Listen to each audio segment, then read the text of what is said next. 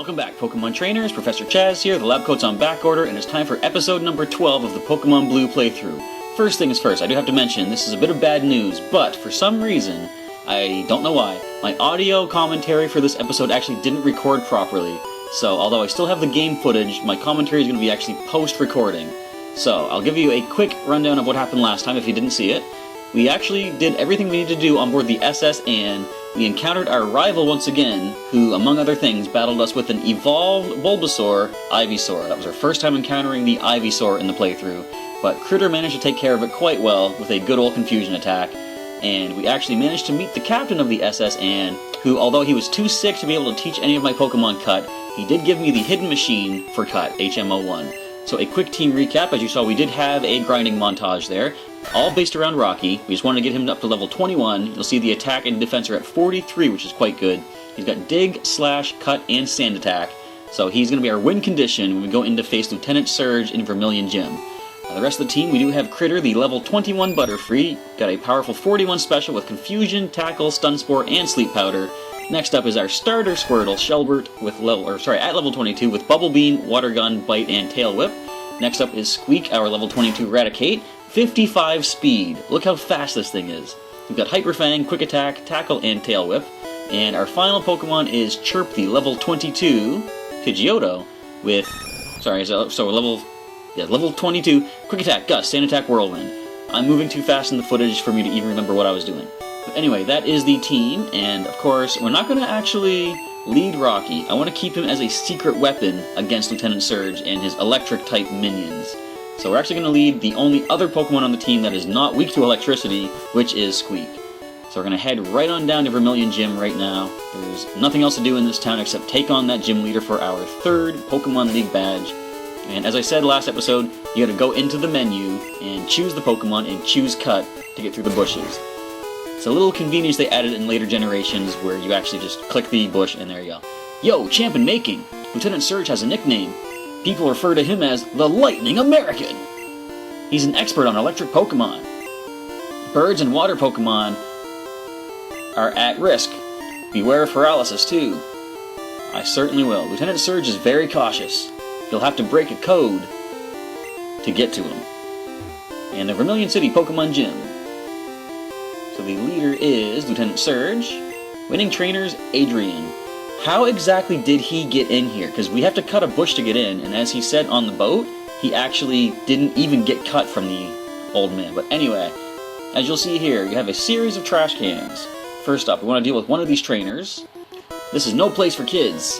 Now, technically, this is the place for kids because when you get 10 years old, you become a Pokemon trainer, and you want to get your badges, and this is where you go to get your badges. But the sailor leads off with a Pikachu, level 21. We have a level 22 Raticate. I think a Hyper Fang is going to do the trick.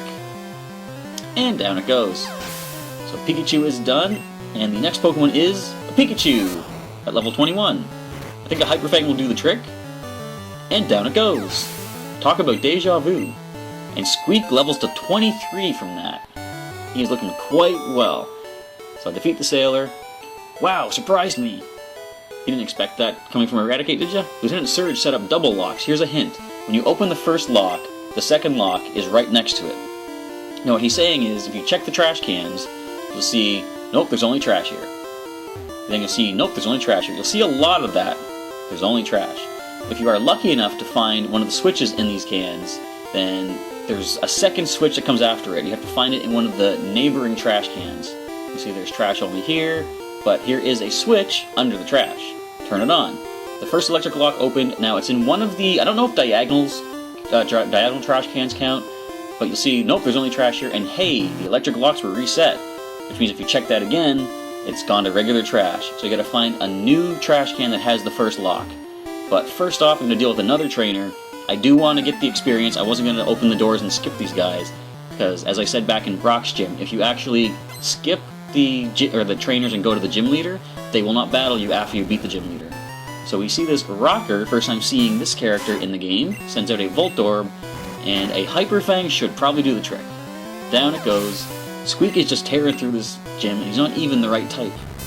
Now fortunately, Steel type doesn't exist yet, which means you're not going to resist this Hyper Fang, and it's going to take you down. Okay. So Magnemite actually barely hangs in there, but a quick attack is going to be enough to drop it. Not too much to worry about. And the final Pokemon coming our way is another Voltorb. Well, the first one fell to a Hyper Fang, and I clicked quick attack by mistake. But that's alright. Thanks to a critical quick attack, we should be able to get the knockout with a single other quick attack. And it goes for Sonic Boom, which is a move that always does 20 HP damage. Defense doesn't count or anything, it's just a basic 20. Quick attack finishes the last of the Rocker's Pokemon. Fried. Okay. Alright, okay, I'll talk. Lieutenant Surge said he hid door switches inside something. Well, I've already figured that out. Of course, there's only trash in that trash can. I checked it twice just to be sure. Trash in that one. Now, I've heard people say that this can be really annoying. I never really found it too annoying myself. Like, I've seen some playthroughs where it takes a good, say, almost 10 minutes to actually find the locks, and it's just random. It's just basically luck. Like, for example, trash under a switch under the trash. First lock opened. Which one should I check? Only trash. So it's going to reset once again. But yeah, I've seen some people have so much trouble, and like I said, it's just random. So when I was in the Army, Lieutenant Surge was my strict CO. That means commanding officer. But yeah, I don't know, I don't find the gym puzzle that difficult. It's just random luck. If you're patient enough, it's not that big a deal. A level 23 Pikachu. So we're actually on par with this Pikachu, which is good, because I didn't want to be over-leveled going into the gym, but on the other hand, I didn't want to be under-leveled either, so we're actually looking pretty good. So I think the idea of training up to 5 levels above the wild Pokemon just before the town actually is a good idea. So I'm going to keep to that pattern for the future gyms. Stop, you're very good! Alright, what information do you have on this gym for me, sir? Help me out. The door won't open? Lieutenant Surge always was cautious. That was the most helpful I've ever had. I don't know. Alright, checking the things again. Hey, there's a switch under the trash. Turn it on. The first lock opened. Now, the last time I checked the top can and it was fake, so I'm going to check it now. The second electric lock opened. The motorized door opened. See? It's as easy as that. And by easy, I mean random luck. So this is the gym leader. What's in here? Trash. Alright, so we are going to make sure we lead with Squeak, who could probably use a potion. I want to lead off with a weakened Pokemon. We do have plenty of potions that I do want to kind of use up, since we're getting into the range where super potions are going to be the way to go. Alright, so 20 more HP, and let's get this gym leader started, or gym battle started. What do you say, Surge? Alright, here we go. Hey kid, what do you think you're looking at? Hey kid, what do you think you're doing here? You won't live long in combat, that's for sure. I tell you kid, electric Pokemon saved me during the war. They zap my enemies into paralysis. The same as I'll do to you. That hurts the throat. Alright, Surge. Let's get this over with, so I can stop doing your voice. Lieutenant Surge wants to fight, and Lieutenant Surge is going to lead with a Voltorb. Well, we've dealt with you already, and I think a higher level. One of your gym cronies, so a Hyper Fang should do the trick against you. Now, we could go quick attack, but I just go for the basic Hyper Fang. So the original time that I battled Surge back in my first playthrough, I actually didn't have Squeak evolved yet. I think he was still level 19, because he evolved right after. So, fortunately, as Eradicate, he's putting in a lot more work than he did the first time around. I actually used Chirp the first time too, as Surge sends in a level 18 Pikachu. And Chirp actually got paralyzed and didn't really put much work in, so at that point I had to switch into the secret weapon, which was Rocky. And in this fight, you're going to see something that just blew my mind as a kid. Like, I looked up, as I said when I caught Rocky, the type chart, or the type effectiveness chart, and saw that ground type was really resistant against electric. Now, the type chart didn't say that he was immune. So, now look at this. I just used a Paralyze Heal, and the Pikachu on that same turn went for Thunder Wave. That's kind of a flaw in this game, in that the computer will choose their option for the turn after you've made your selection. Now, I've seen it happen, like if you switch in something that would resist an attack, they would actually use a different attack as you switch in.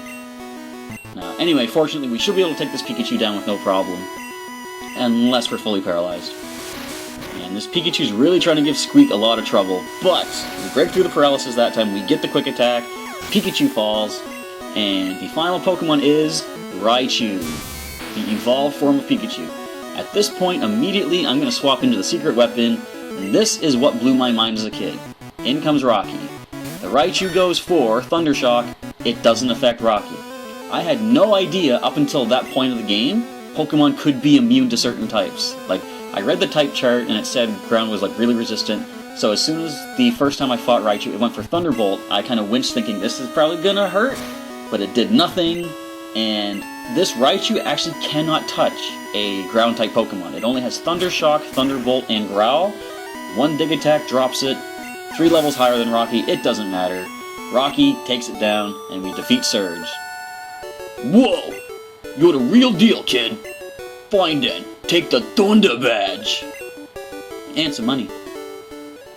The Thunder Badge cranks up your Pokemon speed. It also lets your Pokemon use Fly anytime, kid. You're special, kid. Take this. Sounds like she's about to punch me. TM24. TM24 contains Thunderbolt. Teach it to an electric Pokemon. A little word of advice, kid. Electricity is sure powerful, but it's useless against ground-type Pokemon, as I just demonstrated. Now, something I thought would be interesting, in the anime, Misty and Ash meet up with, phew, that was an electric match. That match was electric. I read the right words, just in the wrong order. But anyway, Misty joins Ash in the first episode because, you know, the bike thing. When Ash beats Brock, Brock joins him. So at that point, Ash has the 2 first gym leaders of Kanto following him. Imagine how different the series would be if Lieutenant Surge followed along as well. I think that would have been pretty awesome, this big burly army guy following a bunch of kids, going on adventures and catching all these Pokemon. That would have been sweet. But anyway, Lieutenant Surge stays in Vermilion Gym, and we obtain our 3rd Pokemon League badge, which by the start of the next episode, I will update the layout with. Nice colorful Vermilion Red, or orange-ish, whatever. So since Critter is now the lowest level in the order that I caught them, I'm going to lead with him. Actually, no, I'm going to lead with Rocky. The reason is, there is something I want to take care of before we advance too far into the game. I am going to head through Diglett's Cave that takes us back towards Viridian City, but first, I want to check out things on this route. You'll see there's some trainers here, good for battle experience. Let's go, but don't cheat! I wouldn't cheat. I don't cheat. I do things the legit way. Besides, I don't need to cheat. I just had to, just type effectiveness and stuff. Anyway, a youngster wants to fight and sends in an Ekans, and thanks to the type effectiveness, Rocky, our ground-type Sandshrew, is going to get a quick, easy KO. I'm going to switch out. A critical wrap. Now, something I didn't mention before, nowadays, if you go for the wrap attack, or any sort of like a multi-hit move, let's say Bullet Seed, every individual Bullet Seed has a chance to be critical. And if the first one's critical, that doesn't mean the other ones are going to be. But in this first generation, if you land a critical wrap attack, the damage caused on every subsequent turn is critical damage. So it's kind of interesting. And by doing that, like the wrap attack, if it doesn't land critical first, it will not be critical for the entire duration that you're using that. So the first one's critical, the entire thing's going to do critical damage. I just became a trainer, but I think I can win. Well, you might have beginner's luck on your side, but on the other hand, I've got Rocky. However, type effectiveness, what do you actually have to offer? A Sandshrew, ooh, interesting. Sandshrew versus Sandshrew. Mine knows Dig.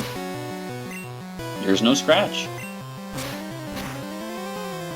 And that's that. So, even though we just got Sand attacked, I think I could probably just go for the Slash. And we land it, critical hit. Sandshrew does fall. And your next Pokemon is a Zubat. Now, as I was just saying about type immunities and such, ground being immune to electric, this is kind of when things started to piece together in my head that flying was going to be immune to ground, because of the type chart that I had seen in Nintendo Power, sort of like an insert in Nintendo Power. And I don't think I experienced a situation before in this, or my first playthrough, where I tried using ground against a flying type. What do you want? Leave me alone! That's poor sportsmanship. Oh well. Anyway, I'm gonna take on this kid down here. See what you have to offer. My Pokemon should be ready by now. Have you leveled them up? We're gonna find out. But that would be funny just to see Lieutenant Surge joining Ash, Misty, and Brock. Good times. Wouldn't it be something if every single gym leader followed him? Who would even run the gyms at that point? Well, I know Flint would be running a pewter gym, and Misty's sisters are running a cerulean gym. I guess they could find other people to run the gyms. But anyway, Rocky levels up to level 22 from that Nidoran battle, and Nidorino, this is our first time seeing the evolved male Nidoran. And it does outspeed us, but we do have super effective power in the dig attack. This should get a one-hit knockout, as it does. And Nidorino is down, and Rocky wins that fight. He's come a long way from Cerulean City. Too much, too young. Too young, what? What? Rocky is evolving! Yes, our little Sandshrew is growing up. After victoriously defeating Lieutenant Surge, he evolves into Sandslash over here en route wherever we are. Look at that power. Look at the spikes on his back. I better go find stronger ones. Let's take a look at our new Pokemon. And I accidentally chose Dig. So we're going to check the stats. Look at 56 attack, 56 defense. Even the special, I don't know, was it 20 before, something like that? But now it's up like 32. He can maybe start taking some bubbles. And of course the same moveset. We're going to check our Pokedex entry. And I realize I still haven't looked at the Pokedex entries for Pidgeotto or Eradicate, but I'll do that at some point. As for right now, Sandslash, the mouse Pokemon, curls up into a spiny ball when threatened. It can roll while curled up to attack or escape. Could you picture a Sandslash with all those spikes rolling into this big spiky ball, just like rolling around at the speed of sound? That would be amazing. Alright, so anyway, now that we do have our evolved Sandslash, we're going to switch things around. I'm going to leave with the flying type Critter, because I'm heading into Diglett's Cave right now. There's a good reason to leave with a flying type. Normally you're going to encounter in Diglett's Cave Diglett that are level, I think, 16 to 20, 21 maybe, and the higher level ones have Dig. Of course, not super effective, but it's like flying type will be immune to it. But there is another problem in that sometimes you encounter a rare instance of a level 29 or a level 31 Dugtrio. So they can be pretty powerful. Fortunately, abilities do not exist yet in this generation, so Arena Trap is not a problem. If you need to, you can always just run away from these things. Although, running is based on speed stats, so if your Pokemon is slower than the Diglett, you might not actually be able to escape. Now, something interesting is that Diglett's Cave is right next to Vermilion City, so if I actually hadn't caught Rocky the Sandshrew up in Cerulean and trained him up since then, I could actually have just gone over here, captured a wild Diglett, or even a Dugtrio if it showed up, and use that just to just breeze right through Surge's gym. Now, I think in later generations they do stuff like this where they give you the ability to get a Pokemon super effective against the gym leader, which in a way is kind of a little too easy, you know, like there's not as much challenge of using the Pokemon that you're raising along the way if you can just go catch something super effective just next door. But I guess, you know, since it is a game and they want people to have fun, it makes sense that you have the option. Fortunately, you're not forced to come here, get a ground type, and defeat Surge. So we're just keeping to make our way through this Diglett's Cave. A lot of Diglett are showing up. We could just run from them, but sometimes there's a chance that you won't escape. See how they're all outspeeding our little Butterfree. But it is good experience as well. So I'm just going to try to get some points off of these Diglett. And we haven't encountered the Dugtrio yet, which is definitely nice, because they can be pretty powerful. Currently, I think all the Diglett will know is Scratch and Growl, and I think actually level 19 is when they would learn Dig. So Critter gains a level off of that Diglett. No new attacks just yet. And I'm actually going to switch things around and lead with our currently the lowest level Pokemon in the order that I caught him, and Shelbert is the one who's going to be leading the charge.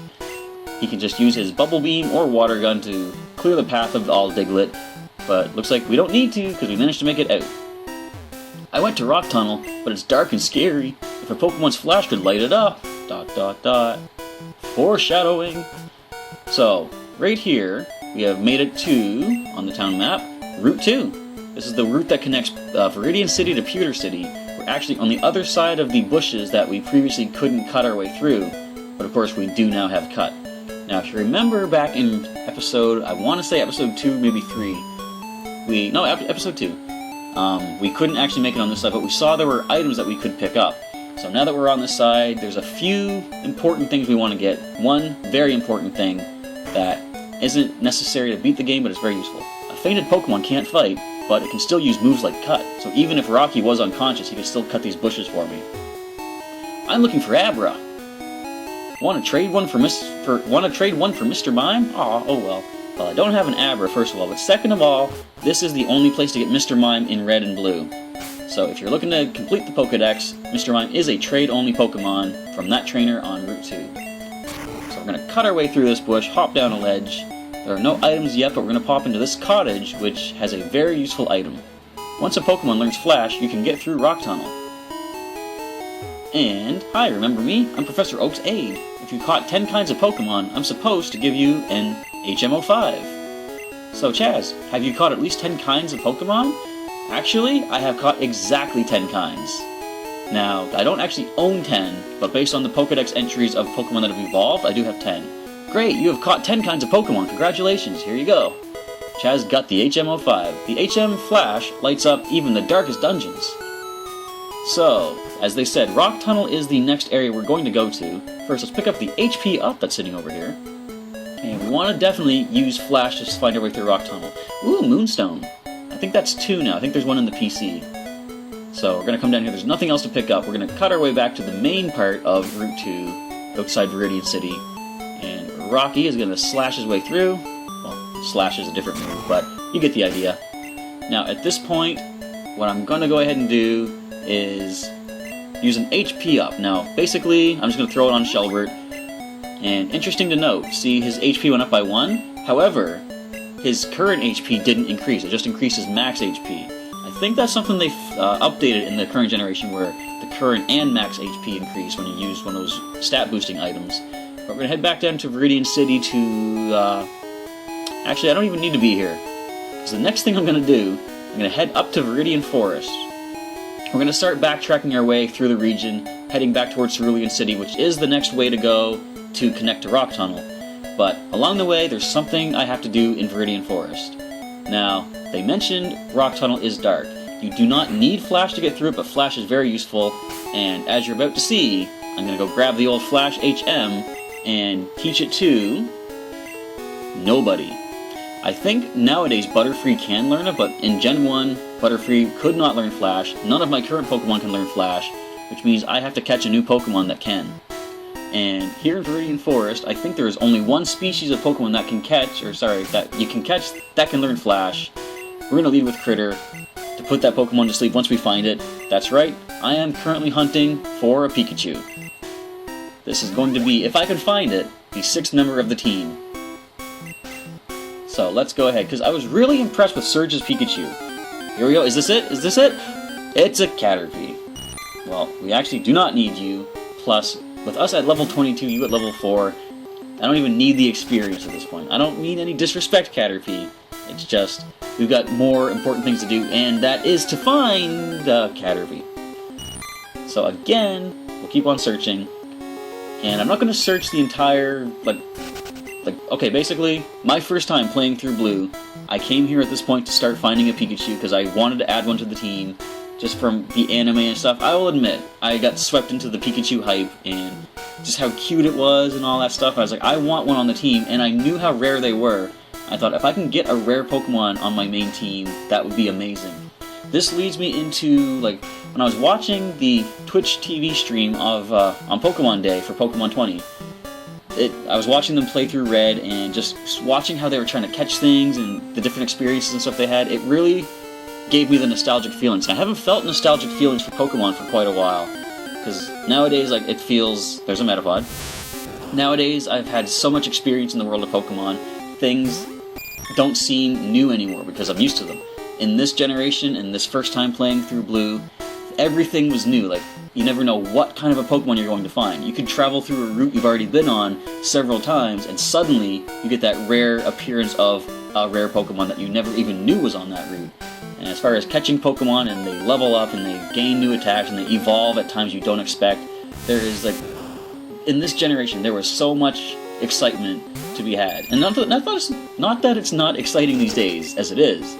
There's still, new things to be discovered, but I think the concept of the internet and people sharing everything, even before games come out nowadays, it kind of takes a little bit of the thrill away from it, You know what to expect. You've heard people talk about it and stuff.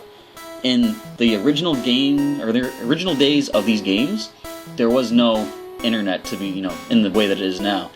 You had to, experience things for yourself, or hear from somebody, a friend of yours, oh, I went here and I found this rare Pokemon. So that's, I don't know, as I've grown up and developed in the world of Pokemon, things certainly have a different feel to them. For example, legendaries. Like, nowadays, since I've caught so many legendaries, I don't even mind if I miss out on one. Like, if one of them faints, I don't save my game beforehand. If it faints, I just move on. Now, in this first generation, as you'll see in this playthrough, I take the legendaries a little more seriously in this game, and there's a lot more challenge to them. So we're moving on up. I couldn't find a Pikachu over there. I'm gonna head towards the exit, do a last little bit more searching, hope to find one before I finish off, but the episode is getting pretty long, and my initial time coming here in Pokemon Blue it took me an hour to find a Pikachu. A full hour, I actually timed it. So I'm not gonna make you sit through an hour. If I can't find one by the end of this episode, I'm actually just gonna end the episode. I'll probably do like a, not grinding montage, but like a hunting montage. Just me wandering around looking for this rare Pokemon, which I think Pikachu might have only a 5% chance to appear. And hopefully... Nope, I thought it was going to attack. Wait, this could be it. Come on, Pikachu. Caterpie. See, this is part of the thrill. You never know what's going to happen.